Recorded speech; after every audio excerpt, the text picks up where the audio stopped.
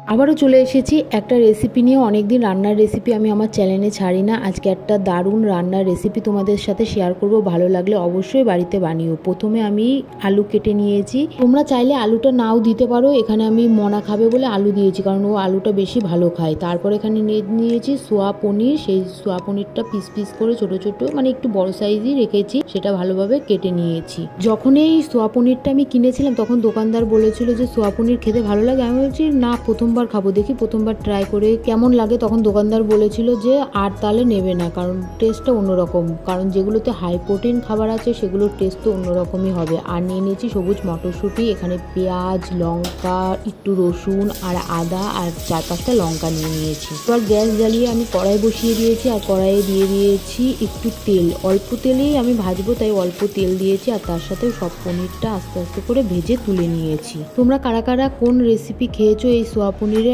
অবশ্যই কমেন্ট করে জানিও। আমি কিন্তু এই ফার্স্ট টাইম সোয়া পনির বাড়িতে রান্না করছি। পনিরটা তুলে নিয়ে আমি কড়াইতে দিয়ে দেবো পেঁয়াজ, আর পেঁয়াজটা একটু ছাড়িয়ে নিলে ভালো হয়। তো আমি কয়েকটা ছাড়িয়ে, পেঁয়াজটা যখন একটু ভাজা ভাজা হয়ে যাবে, দেখবে গায়ে লাল লাল, তখন আমি এর মধ্যে দিয়ে দেবো আদা, তারপর রসুন আর তার সাথে লঙ্কা একসাথে দিয়ে দেবো, যাতে ভালো করে আরো ভাজা হয়। আমি কিন্তু এই রান্নার মধ্যে আদা আর রসুনটা একদম অল্প পরিমাণে দিয়েছি, কারণ হচ্ছে আদা আর রসুনটা দিলে বেশি করে গন্ধ বেরোবে আদা রসুনের, তাই আমি 4-5 কোয়াই দিয়েছি, তার বেশি দিইনি। এগুলো দিয়ে একটু ভালো করে নাড়াচাড়া করে একটু যে ভাজা ভাজা হবে তার মধ্যে আমি দিয়ে দেবো টমেটো। এরকম সব রান্নায় টমেটোটা না দিলে যেন কি যেন নেই নেই মনে হয়, তাই টমেটোটা দিয়ে ভালো করে নেড়ে চেড়ে তারপর আমি একটা থালায় তুলে এটাকে পাখার সামনে রেখে দেবো, যাতে তাড়াতাড়ি ঠান্ডা হয়, কারণ মিক্সচারে দিলে মিক্সচারটাও গরম হয়ে যাবে, শেষে হিতের বিপরীত হবে। তাই ভালো করে ঠান্ডা করে তারপর মিক্সচারে দেবো। আর মেন মশলাটা কিন্তু আমি ওটা দিয়েই তৈরি করব। তারপর আমি কড়াইতে দিয়ে দিয়েছি একটুখানি জিরে, আর তার সাথে 2টো শুকনো লঙ্কা,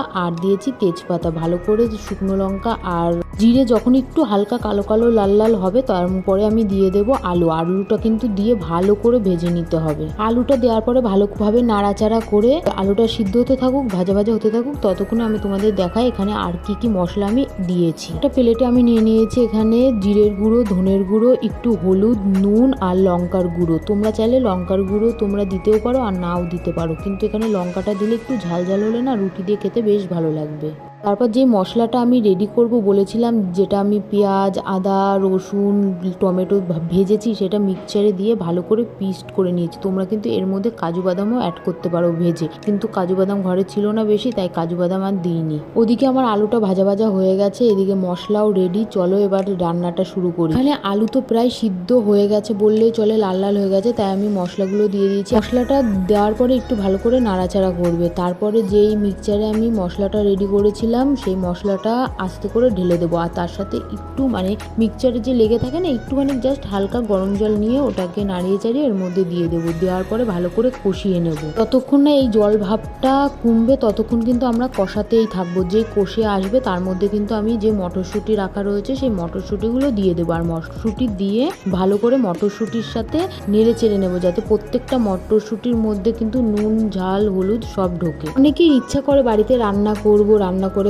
বাড়ির লোকদের খাওয়াবো, সেরকম আমারও মাঝে মধ্যে ইচ্ছা করে নতুন নতুন রেসিপি রান্না করবো, আর তার সাথে তোমাদের সাথে সবটা শেয়ার করবো। মশলাটা দিয়ে মটরশুঁটি দিয়ে আলু দিয়ে ভালো করে কষানো হয়ে গেলে এর মধ্যে আমি কিন্তু একটু চিনি ঢেলে দেবো, কারণ চিনিটা আমি আগে অ্যাড করিনি, ভুলে গেছিলাম, তাই চিনিটা এখন মশলার সাথে দিয়ে দেবো। আর যে গরম জল করে রেখেছিলাম সেই গরম জলটা এবার আমি অর্ধেকটা ঢেলে দেবো এর মধ্যে। জলটা দেওয়ার পরে ভালো করে নেড়ে চেড়ে তার মধ্যে আমি কিন্তু আস্তে আস্তে এবার পনিরগুলো অ্যাড করে দেবো। পনিরগুলো অ্যাড করার পরে কিন্তু আমি বেশিক্ষণ ফোটাবো না, মানে জাস্ট ফুটে আসবে, তার মধ্যে গরম মশলা দিয়ে নামাবো। তবে আমাদের বাড়িতে গরম মশলা ছিল না, তাই গরম মশলা দিতে পারিনি। তোমরা কিন্তু অবশ্যই গরম মশলাটা দেবে, গরম মশলাটা দিলে টেস্টটা আর একটু বাড়বে। এবার পনিরগুলো দিয়ে আমি কিন্তু ফুটতে দেবো, যে ঝোলটা একটু ফুটবে। ঝোলটা বেশিও কমাবো না, আবার বেশিও ঝোল ঝোল রাখবো না, জাস্ট রুটি দিয়ে খাওয়ার মতন রাখবো। দেখো আমার রান্নাটা কিন্তু একদম রেডি। দেখে লোভ লাগছে তো? তবে কি করতে হবে জানো? চ্যানেলটা অবশ্যই সাবস্ক্রাইব করে দিতে হবে। তারপর তো আমি একটা রুটি আর বাটিতে একটু পনির নিয়ে নিয়েছি, আর একটু খেয়ে দেখি কেমন হয়েছে, তোমাদের সাথেও তো শেয়ার করতে হবে। তবে হ্যাঁ, এই রান্নাটা কিন্তু আমি করিনি, এটা পুরোপুরি আমার বোন রান্না করেছে, তবে আমি একটু হেল্প করেছি। রান্নাটা কিন্তু